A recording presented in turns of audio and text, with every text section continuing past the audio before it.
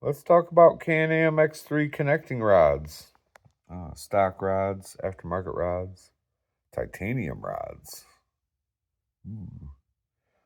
This is a BC titanium rod. This is a stock 743 rod.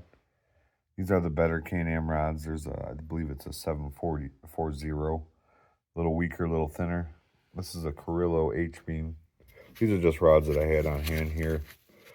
This is a stock rod out of my machine that it came with.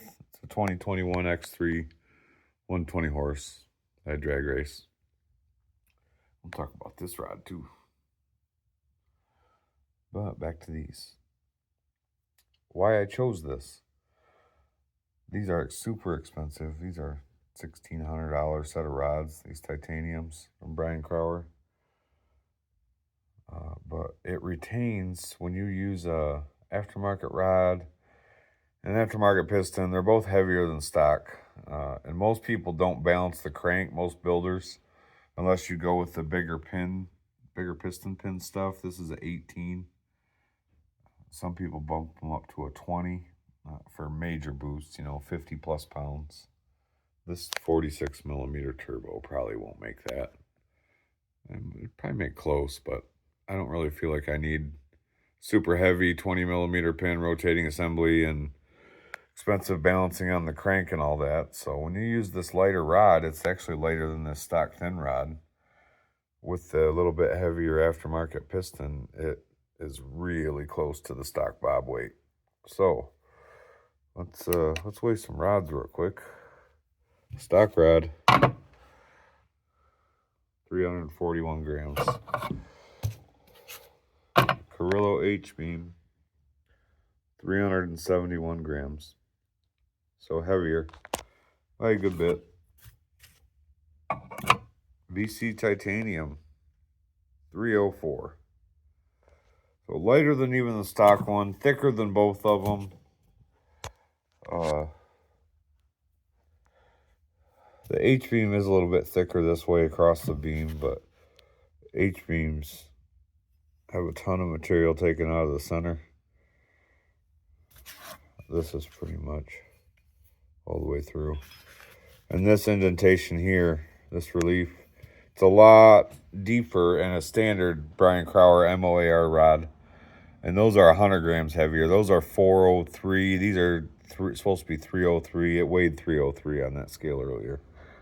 And then I looked up the other major brands of 18 millimeter pin rods. The Whelen Trom rod, or the Whelen Potter rod, I should say.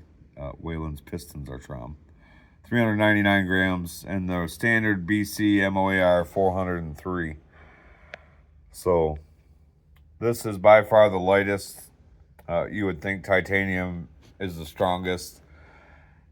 These rods are not in a lot of engines that I know of yet. I don't know if anybody's tested the strength on them, but I-beam I feel is the strongest profile. It's usually not the lightest. They use H-beam rods because they are typically stronger than stock, and it keeps them light because they can take all this material out of there. They just rely on the beam profile for the strength. This is just solid, thick all the way through the beam and lighter. So let's weigh some piston and rod combinations. Got a few different options here. I don't have my pistons I'm using for this build. I really wish I did. I'm really hoping Perfect Circle Engines gets my block and my pistons to me really soon so I can start this. If you're out there, Perfect Circle Engines, please get me my block soon. I'd really like to get this going. I need to do a lot of measuring on that. I got the head. This is a Whelen head. This is a Perfect Circle head. I'm going to do another video on these, the heads by themselves. I don't want this to run too long. But back to the pistons. Stock piston. Let's just do stock piston and rod. So that's 289. Here to give you an idea though, that's a CP Carrillo piston at 321. This is a Whelen Trom piston. This is that little higher compression, got a little bit bigger dome on it, a little heavier, 333. So both the aftermarket pistons are heavier, but this is why I'm using these rods. So stock piston, stock rod. 631. Keep that number in mind, 631. So let's go with the heavier Trom piston and the Carrillo H-beam rod, which this rod is 371 grams. So if you went with like the Whelen rod or the other BC MOAR at 403 and 399, it would be heavier yet. But so from 631 stock to 705 grams. I'm not an engine building professional, but for me, I'd rather see it closer to that without rebalancing the crank to this bob weight. Typically, they don't do it until they go 20 millimeter pin and put the really heavy stuff in there, but I'd like to stay closer to that. I don't want a super heavy rotating assembly, so let's just take that rod out of there. 631 was a stock number. Again, I wish I had my pistons, but I think this piston will be fairly close to my 11-to-1 pistons that are coming. 637. It's only 6 grams different total bob weight when you use this combination from stock. So that's really close. Phenomenally close. Even if you took the heavier piston out and ran the Carrillo, then it's even lighter yet. It's lighter than the stock bob weight. Or we could do this combination here with CP Carrillo piston, Carrillo rod. So that's going to be a super popular combination. It's kind of a match set, I guess you could say. 692. So still way heavier.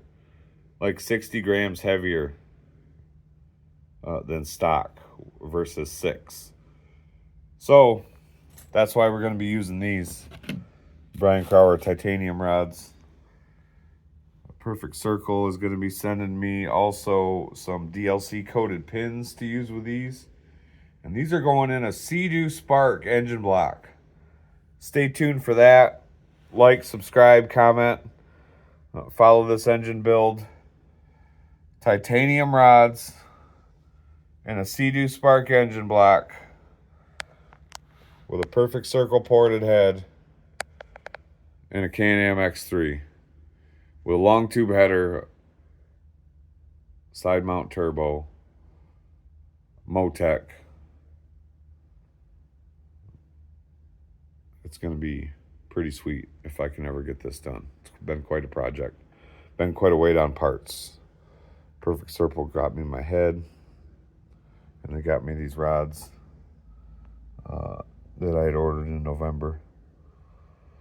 And I'm trying to be patient waiting on the block. I'd really like to get this engine together. So that's where we're at. Stay tuned. I'm going to do a comparison video on these two ported heads.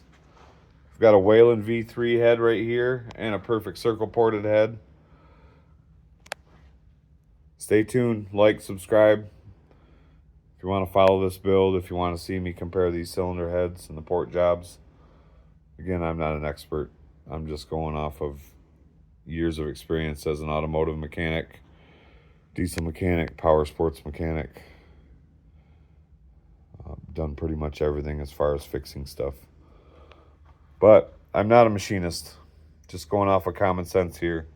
The common sense tells me if you can get a really strong piston and rod combination that's only 6 grams different from your stock stuff, that's perfect. So really excited about this. Really hope it doesn't turn into that.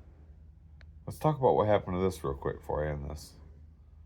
This is another Carrillo rod. Carrillo are great rods. I don't think this was the fault of the rod.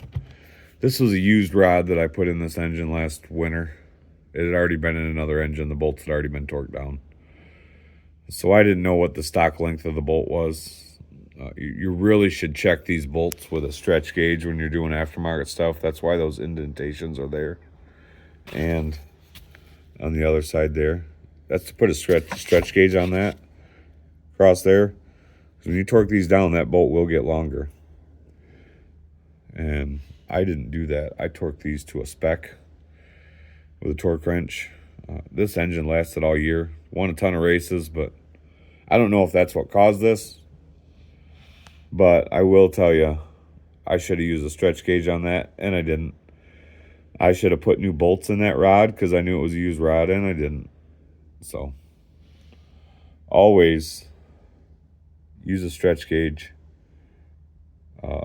Record your stock bolt length on your brand new rods, because then if you are inside an engine a few times, you can reuse these bolts to a point, but they have a certain stretch limit that they're no good anymore. So if you know what that bolt was when it was brand new, you can record that and you can reuse your bolts and just check the stretch on them.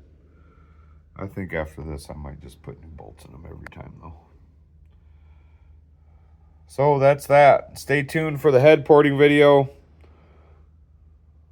Give me a subscribe, show me some love. I really appreciate it. Thank you.